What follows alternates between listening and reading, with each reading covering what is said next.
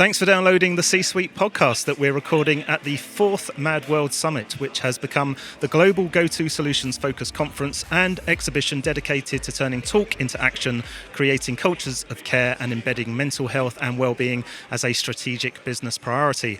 My name is Russell Goldsmith. This is actually the third time we've brought the podcast to the event. And once again, I'm going to be chatting to a number of the speakers from today's conference. And we hope that through these short conversations, we'll be able to provide you with a real flavour and understanding of the topics and issues being discussed here today. So kicking off the podcast, I'm delighted to welcome Jonathan Kini, Managing Director at TalkTalk, and his colleague Lee Rogers, who is a performance coach and the founder of TalkTalk's Wellbeing Community. Now, you're both speaking later this afternoon about harnessing peer networks, which I'm guessing is going to be all about TalkTalk's own wellbeing community. Lee, do you want to just kick off by talking through how that got started? Yeah, sure. So it started off with a personal experience of mine going through mental health challenges. And what I really wanted to do is, it took me a long time to make sense of that.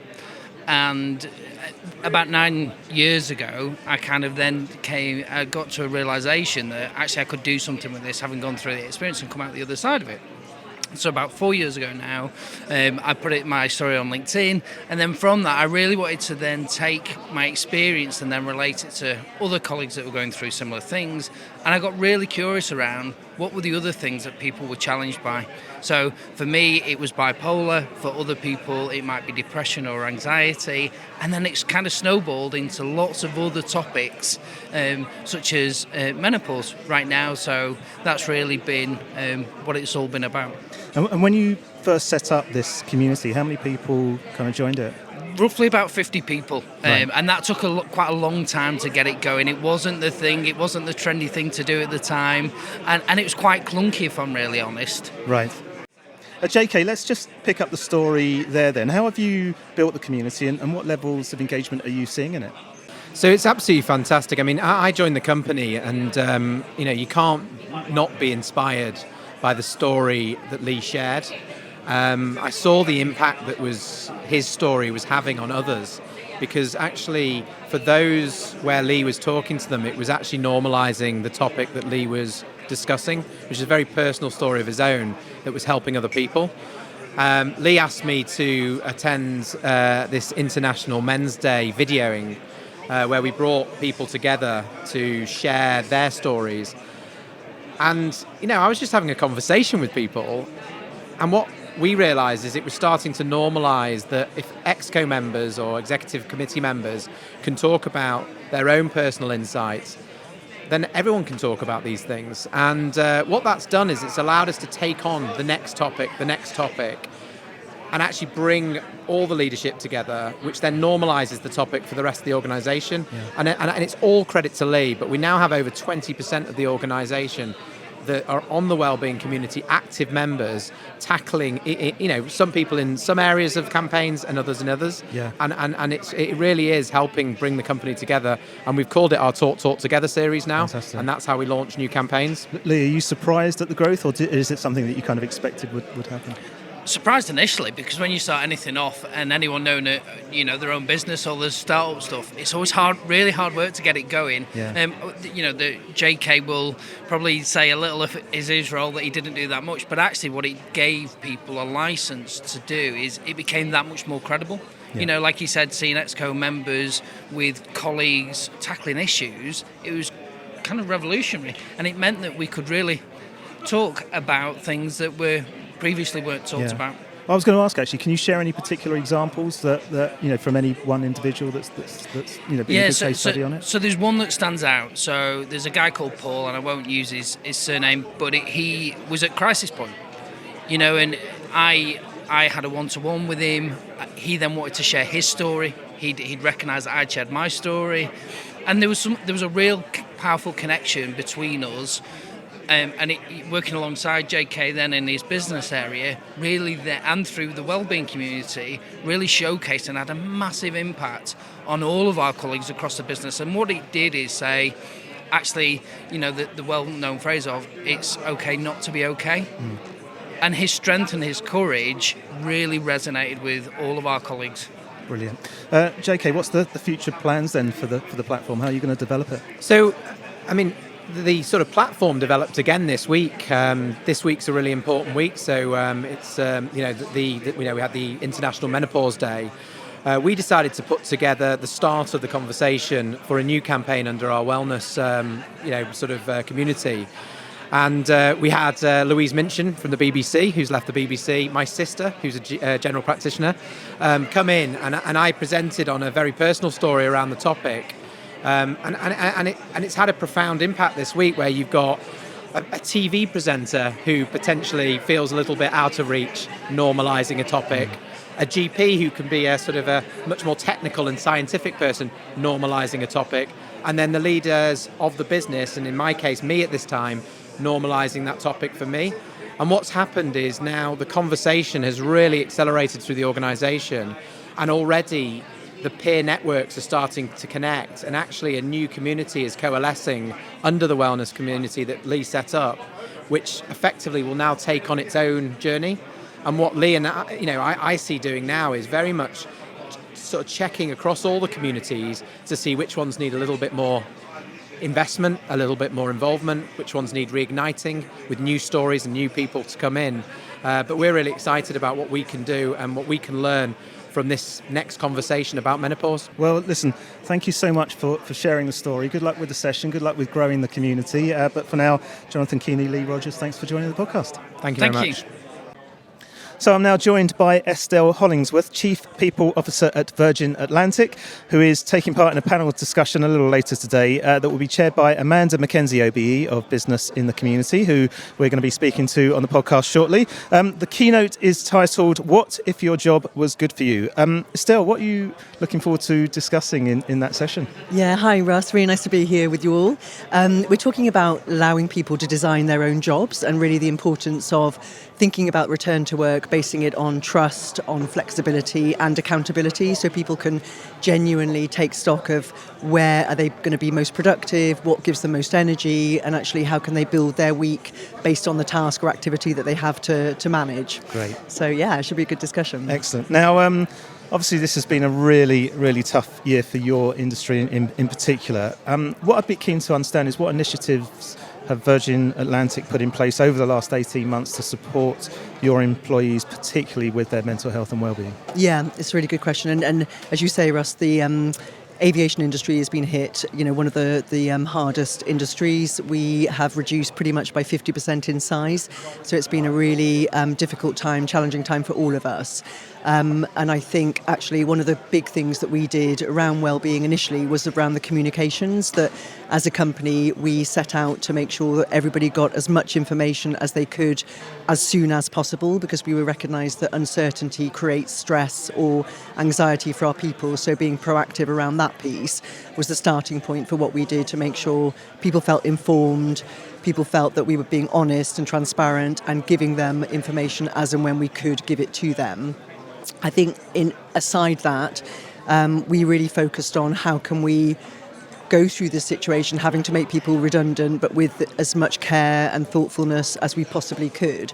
And at the time of the pandemic, I was actually the Vice President of Cabin, so leading our 4,000 circa crew, which was a huge privilege, but equally very, very challenging. And what we did is we were one of the first UK airlines to set up holding pools for our crew and pilots, whereby when we made people redundant, we then placed them in a holding pool where we set up regular communications with them. Clearly they were able to go out and get other jobs, but with a view that they would come back to us once flying resumed and once things got back to whatever normal was going to look like, on the same benefits, on the same length of service as when they left. And that took away a huge amount of anxiety for our crew. It was their lifeline in terms of they live and breathe the company. They are literally everything that we stand for. Our crew are just fantastic in every way. So actually giving them an opportunity of recognising that they will come back if they wanted to was really important to them. And during the whole process, leading the crew, we placed so much focus on mental health. I mean, we lived and breathed it every day. We talked about it every day. And every Friday coming into that role, without exception, I did a video where I shared my stories, what the crew were, when they were working at the Nightingale Hospital, what they were doing, what we were trying to do to support them. And it became, again, a really important source of communication around just them keeping in touch with what we were doing. We also, every single week, ran mental health first aider calls with our mental health first aiders in crew to give them support, because they were then going to go out and support our crew in thinking about how could they just help their colleagues, their friends get through the crisis. And that was fantastic. I mean, the connection that I had with the crew through those calls was just phenomenal, and will stay with me to this day, because it was very open, very emotional. People were sharing what they were going through, so it was almost like we were looking after ourselves in order to be able to look after others, and it became, again, a real lifeline for the team of first aiders. And are we now seeing the team slowly coming back? Yeah, we are. I mean, Good. It's fantastic news. Yeah. The US goes back flying on the 8th of November, which is just phenomenal for us. And we are ramping up at the moment, bringing our cabin crew back. And in fact, we're giving as much thought and attention to that reintroduction to the company.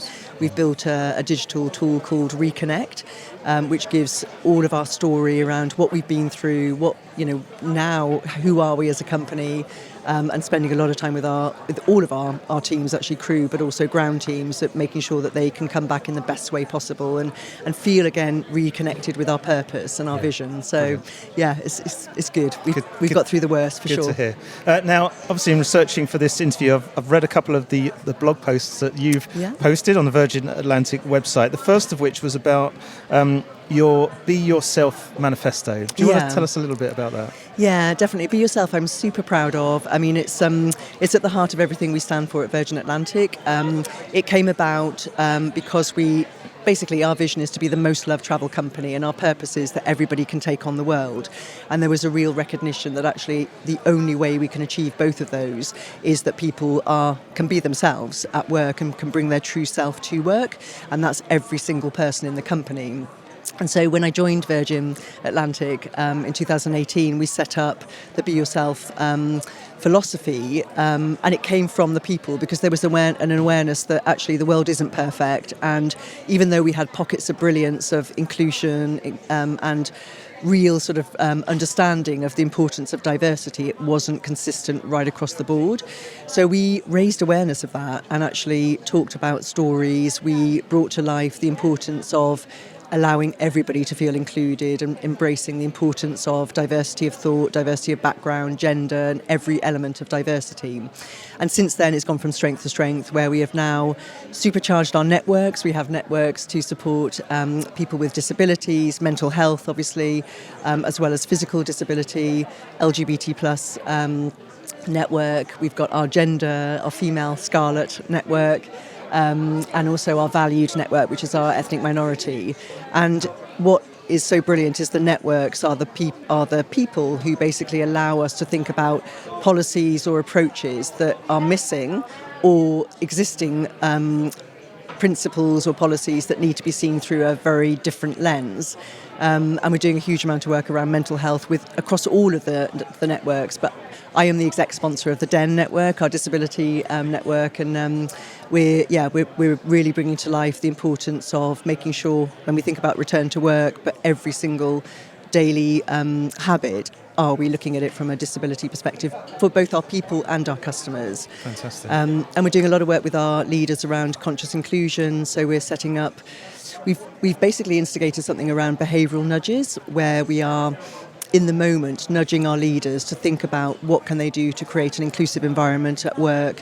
So it creates daily habits, as opposed to it being a very separate piece of work that we talk about separately. It actually is integrated into their day-to-day work.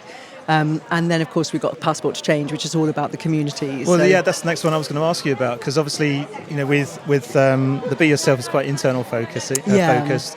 Passport to Change more external, is that right? Yeah, absolutely. So tell us about that then. Yeah, Passport to Change is all about the community. So it is connecting our people, our customers, and our communities, and really thinking about first of all, what's the gap in STEM in terms of gender? How can we readdress that balance to allow more girls, more females going into those subjects at university, at college, via apprenticeships? And then secondly, it's about the social mobility of recognising that actually not every child has the lifeline to or access to education like everybody else does. And so Passport to Change, we have partnered with Speakers for School, as well as Small Peace Foundation, and then also the UNHCR, to really think about actually how do we bring all of those elements together to pull together a curriculum, 18-month curriculum for children in schools, and from disadvantaged backgrounds to allow them to really experience aviation at its best and to feel a sponsorship from senior executives in the company, to share our stories with them and to really inspire them to think more broadly about their careers. And I think when you think about it from a well-being perspective, I think sometimes the uncertainty of not knowing how you're going to, access higher education, for parents, it can be quite stressful. And so we're taking away as much of that stress as we can by really allowing people to feel that they have equal access to some of the privileges that other people would have, and really supporting them along the way and providing mentorship and all of the things that maybe some people take for granted. So I think it's important from the child's perspective, but also from the parents and the teachers and the wider community as well. It's fantastic. Tremendous. Well, listen, good luck with both of those initiatives. Thanks, and continuing the ongoing development of those, and good luck with the panel session thank shortly. You so much. But for now, Estelle Hollingsworth, thank you for speaking to the C-Suite podcast. Brilliant. Thanks, Russ. So I am now joined by Dr. Wolfgang Seidl, partner and leader for Workplace Health Consulting UK and Europe at Mercer, and Simon Berger, the founder of MadWorld. So welcome, gentlemen. Now, I'm going to start with you, Wolfgang. You took part in the morning keynote panel session, which was on the topic Mental Health and Wellbeing, from margins to mainstream business priority. Do you want to just give a quick overview of some of the topics that were discussed? Yeah, first of all, good to be with you here today, Russell, and with my friend Simon, of course. The session this morning, I think, was quite inspired in the sense that I think the discourse about mental health is progressing now. While a few years ago we might have just lamented about mental health and we would have focused on just destigmatizing it, whatever that means. Today it was pretty down to earth, I think, and there was a consensus amongst the speakers of saying we just need to humanize the workplace. And people realize that not everything that is called mental health needs the intervention of a psychiatrist or a psychotherapist, but in fact we need a way of relating to each other. That's the best preventative action you can take when it comes to stress and various forms of distress, because having a relationship with people, being connected and doing good for others is actually the most impressive stress-busting exercise, to be honest with you. How can you relate that to some of the clients that you work with and also in your own company at Mercer? Yeah, good question. I mean, when I talk about my work with clients, of course, I help clients to understand what empathy and self-care and helping others and engagement means in the workplace. But in addition to those super important points that just sound fluffy to some people but aren't fluffy, we of course help them also to find the right data to back it up and translate what they are doing into the right type of business language that is also essential for anyone who runs a business. So we know how to create dashboards, we know how to find the data. You all have data on private medical insurance, on absence statistics, on demographics. You have data from your employee assistance program, but also from your occupational health service and your health screening. And only if you cross-reference the data, you get the full story of health. And then what you do is to create pathways that people can access in a time of need. And the outcome of that is phenomenal. So if you do proper return on investment calculations, you find that companies who have access to good mental health pathways reduce their exposure in the claims ratios of private medical insurance by 9%, 16% reduction in average cost of claims, 41% reduction in terms of absence associated with mental ill health, and 60% improvement in therapy outcomes. So it's a whole gamut of interventions, some of them on what you might call the softer end of interventions, and the other one on the hard-nosed business facts that we also need. One point I would like to add, in order to move the discourse even further, we need organizations to be able to report on health and mental health in particular. It has to be a boardroom issue. It's not supposed to be a nice add-on. It has to be central to your business strategy. And the companies of my clients who do it best are the ones that have conceptualized a company strategy that is talking in the same breath about clients as they are talking about employee well-being, because the two of them are inextricably linked. And so are the diversity, equity and inclusion criteria of your colleagues. You know, all the mental health initiatives will probably be hard-going and not lead to very good return on investment and proper outcomes in terms of your subjective well-being if you have a one-fits-all type of health and well-being strategy. But if you are cognizant of how mental health challenges affect differently men and women, younger and older employees, members of ethnic minorities, members of the LGBTQ plus community, then you have got something. And that's not making it complicated. That's just giving you some really good advice as to what your next steps very practically and pragmatically could be, because there is no point in just having one so-called destigmatizing event after the other with no impact. Yeah. Simon, let's bring you in. First of all, congratulations on getting this event back up and running after 18 months or so. How does it feel to actually be back physically, in the building here? Well, I'm over the moon, to be honest.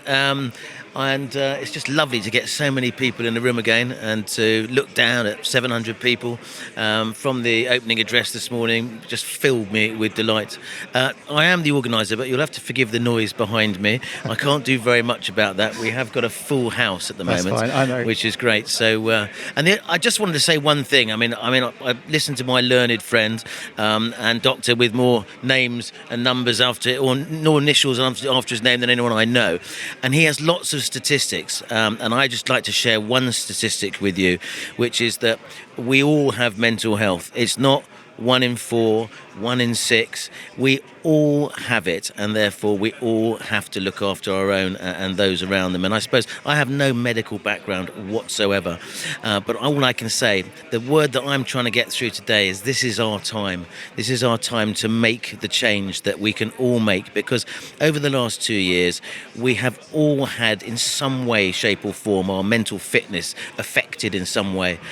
Maybe through grief, very sadly, for those that had lost loved ones, through loneliness, stress, anxiety, and any of the other episodes or that people may have felt. And I just think now is the time. If stigma is going to be systemically eradicated in the workplace, for goodness sake, let's do it now. Funnily enough, I looked up the word stigma today, and it's something, I can't remember the exact definition of it in the dictionary, but it was saying that it is someone who has done something so drastically wrong that they are ostracized from being a person. And it actually puts in the definition, it gives us an example of mental health. Isn't that unbelievable? So listen, for me, eradicating stigma, it's great having your spokespeople, your champions, your advocates, your mental health first aiders, the CEOs who tell their own story and cut the checks. But as Wolfgang said earlier, for me, it's everyone has to look after their own mental health and others around them, and be empathetic and look after their own resilience and their engagement, both for themselves and for others. And in that way, we will make systemic change. And without systemic change, believe me, this is our fourth event. So we're 4 years down the road. We've made a lot of movement, and everyone should be happy about that. But we are certainly nowhere near, not even out of the foothills. But this is our time. I mean, if we could sit here next year and go, wow, what a difference, a pandemic made in lots of other ways, it would be amazing. Excellent. Simon, you're launching a new initiative with Wolfgang's company Mercer today. Tell us a little bit about what you're doing. Yeah, great point. It takes me back to what I was just saying. So Mercer and Mad World are collaborating to create a workplace mental health awareness course for all. the 4 sort of like salient points about why we are different about doing this, because there's obviously lots of training courses out there, is number one, we are using an award-winning film company. We're using film as our medium. It's a company called the Edge Picture Company. Brilliant. They've done so many wonderful things in the impact space already.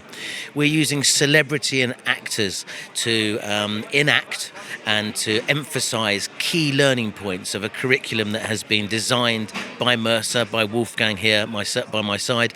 And the third thing is that we are putting it out at almost a peppercorn rate. So at £10 an employee, if you've got 1,000 people in your organisation, for £10,000, every single member of your staff will be mentally health aware. And the fourth thing, which I think is for me the best thing, is that after you've done the course, which is 4 10-minute modules around resilience, engagement, empathy and self-care, thank you. You are then accredited by Mercer as being mentally health aware in your workspace. So just imagine what I was just saying earlier. If everyone is mentally health aware of their own mental health and they're looking after it and those around them, where does stigma have to hide? It's gone systemically forever in that organisation, in the cultural DNA of that organisation. And that's what we're trying to do as a collaborative group. And I have to say, I've seen the rushes and the teaser, and I'm absolutely immensely proud and emotionally proud of what the entire team has put together. And all we need now is for everyone to take up on it. And as a sort of like our common phrase for this project is, there's no change unless we all change. So I'm embracing anyone who's listening and anyone who I know to do this. Everyone I've spoken to this morning has promised me they're already signed up, because we've placated any negative. No budget? What do you mean no budget? If you've got 100 people in your organisation, it costs you £1,000. I mean, it's like half a bus ticket for one of your employees. So I'm very, very excited about the project. Fantastic. Wolfgang, what's been your involvement in putting this together?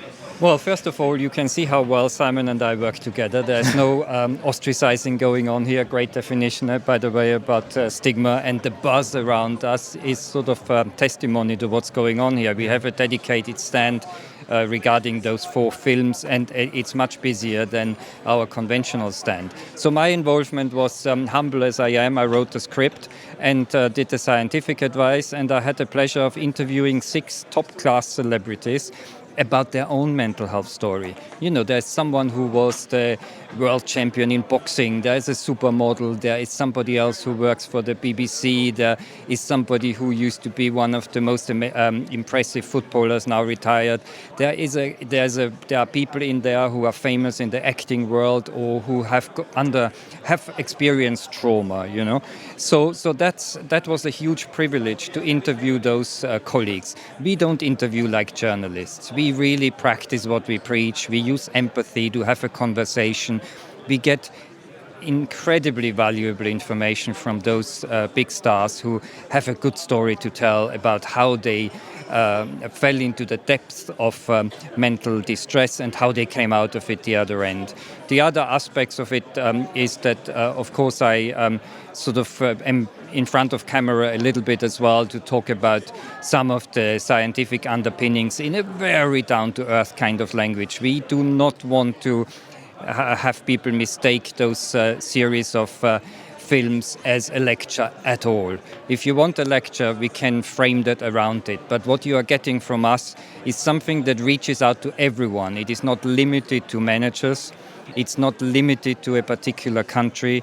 It really talks to the essence of relating to each other with empathy, and it doesn't matter whether the person you are talking to has, nominally speaking, an eating disorder or a depression or anxiety issues. It's just a way of being human with one another and being cognizant of relevant referral routes so that you, of course, can also discharge your duty of care, whether you have it legally or it's just a subjectively perceived duty of care. And it is being delivered in a sort of multimedia, very colorful type of way. So you will hear very little of what you're hearing now, i.e. that sort of lecturing tone that we are putting on here, Simon and I, or you won't hear any marketing language. What you will be seeing is actors who are not just on top of their profession in terms of acting skills, but also in terms of using their body dance movements, so that non-verbally it translates into all sorts of cultures that you can think of potentially. And then there's just a subtle voiceover to guide the audience. We need to guide the audience a little bit because, as Simon said, we are asking them a few gentle questions at the end that demonstrate to us that they have really truly listened, that they have become more self-aware, that you can trust them more if you were a colleague of theirs, to look after their own mental health, but also about look after each other. And I like so much what you dug out of the dictionary there about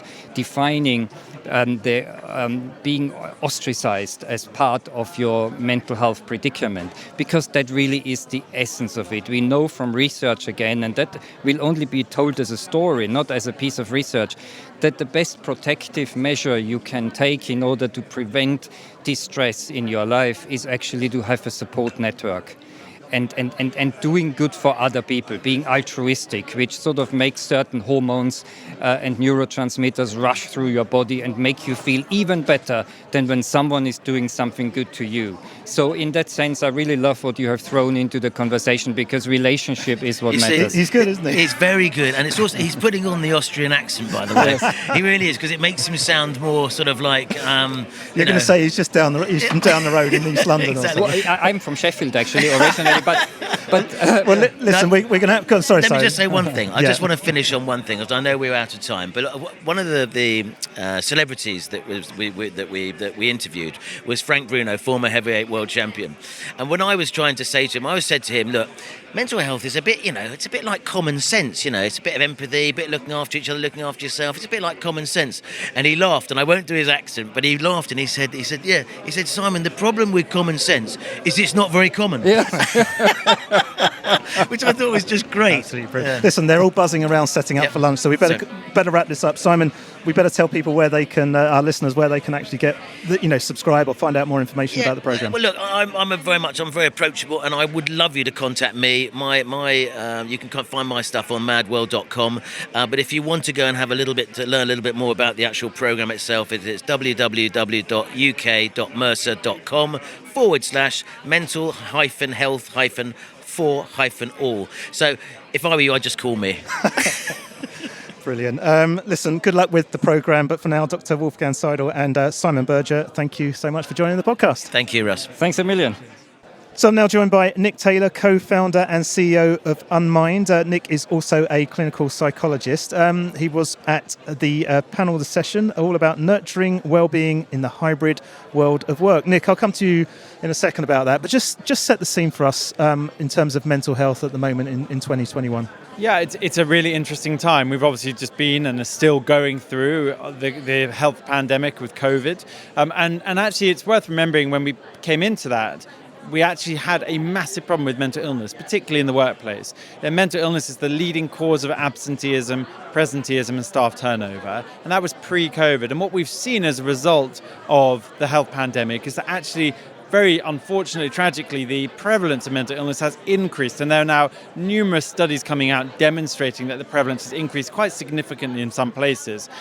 So actually, the problem that we had before that was really big has just got even bigger.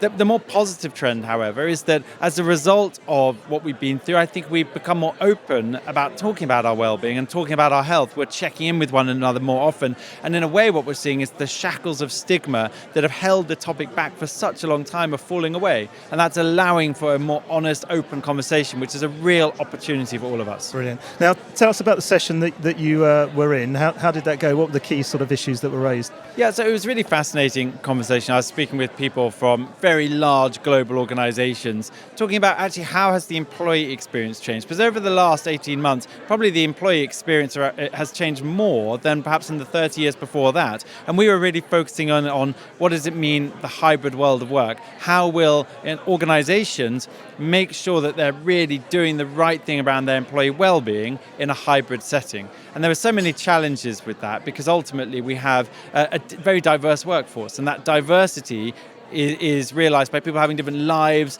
and therefore wanting to be met in their employee journey at different points based on what's going on in their life. So it's really complicated for organizations, but does present a big opportunity. And just talk us through how you're addressing these challenges with what you're doing at Unmind. So my background, as you mentioned, I'm a clinical psychologist, and I became deeply frustrated with the fact that all of the focus on mental health is on reactive healthcare and not on proactive healthcare. But prevention is better than cure in all areas of healthcare. It's why we brush our teeth twice a day. It's why we all exercise. Mental health is no different. So Unmind, we're about 5.5 years old now, and we take a proactive and preventative approach to mental health, empowering employees and organizations to manage their mental health on an ongoing basis rather than waiting for problems to occur. And we work with global organizations around the world in empowering their employees. And if people want to find out more, where do they need to go? To unmind.com. Very simple, very simple. Dr. Nick Taylor, thank you for joining the show. Thank you so much. So I am thrilled to be joined by Amanda McKenzie OBE, Chief Executive of Business in the Community, the Prince's Responsible Business Network. As I mentioned in my interview a little earlier with Estelle Hollingsworth, Amanda is going to be chairing a panel session on the topic, What If Your Job Was Good For You?, which just happens to be the name of a report that BITC launched in July. So I thought that's probably a good place to start. Do you want to just set some context around that report and why you produced it? Indeed, thank you very much, and thanks for having me. And it feels so funny to be out and about again. It's great, isn't it? I think I'm overly staring, I don't know. Well, there's been a lot of talk, and I know we're going to maybe talk about this in a bit, around what do we actually need to do to begin to tackle some of the mental health issues in the workplace. And it for me, it's quite an inspired piece of thinking that goes, but don't just tackle the problem, go one stage further. There's been so much work done on how to create fitness and healthy people in the workplace. What's that equivalent? And as everyone talks about, clearly you would never expect a workplace where there were physical hazards for that to be acceptable. You would have a very good process for piping up about them. And so just apply that same thinking to mental health. So it wasn't a great leap of logic to say what would happen if your work was good for you and what might that mean. So with a fantastic collaboration of our Business in the Community Wellbeing leadership team, which is chaired by Lloyds Bank, national partners including Mind, Mental Health UK, the Society of Occupational Medicine, Affinity Health at Work, and endorsed by CIPD. So a real who's who thinking about mental health here. And it was evidence-based, action-driven, and a couple of stats which I'm sure you may or may not be familiar with, but they're still shocking and worthy to just think about again. 41% of employees experience work-related mental health symptoms which are caused or worsened in the last year as a result of work. Couple that with the fact that 30% of people don't ever pipe up about the fact that they've got an issue, which is shocking, coupled with the fact that 12% of people have realised that they were either demoted or removed from their post as a result of talking about mental health. That's a hideous combination of three stats. And you have to go, just turn it on its head. Just imagine the productivity, the innovation. Just imagine how great it could be if we tackle that once and for all. Yeah.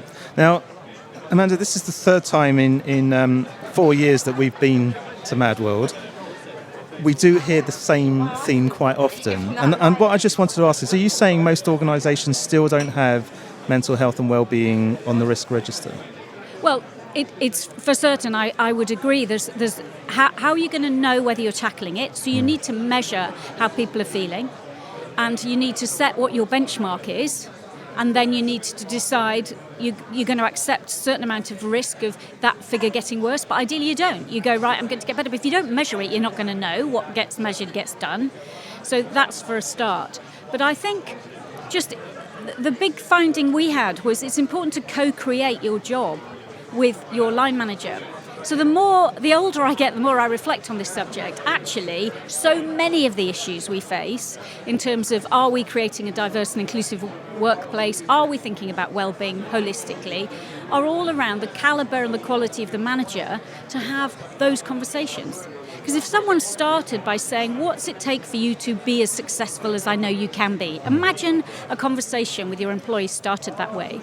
So much else would come off the back. So I think it's not only the measurement side that will start to tackle this, because I think probably psychologically it was quite hard for people to get their head around a few years ago, which is why there was a lot of talk, because people were still conceptualising this. Now we've gone enough, we've got to get after this. Absolutely. But I really do come back to feeling it's the quality of how we tackle this issue for people and how we can help them do that. So it is practical, tangible stuff, it's co-creation, it's this constant collaboration and sharing what we learn.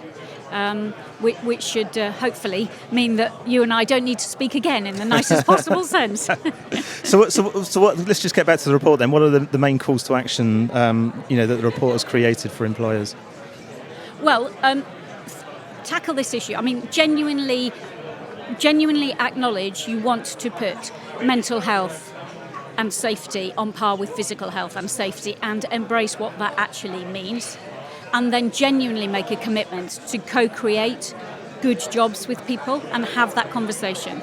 And then, big plug for business in the community. Our first report on what if your job was good for you is freely available online for anyone to download. So please do that. Join us. We've got a bunch of expertise around this. And I would say that, wouldn't I? But above all, really head into tackling this problem, because I think the nation, employment is very high at the moment. But just imagine how much more productive it could be if everyone was coming to work, it's a cliche, but being able to give her their best. Yeah. So what's the next step in the programme that you're working on then?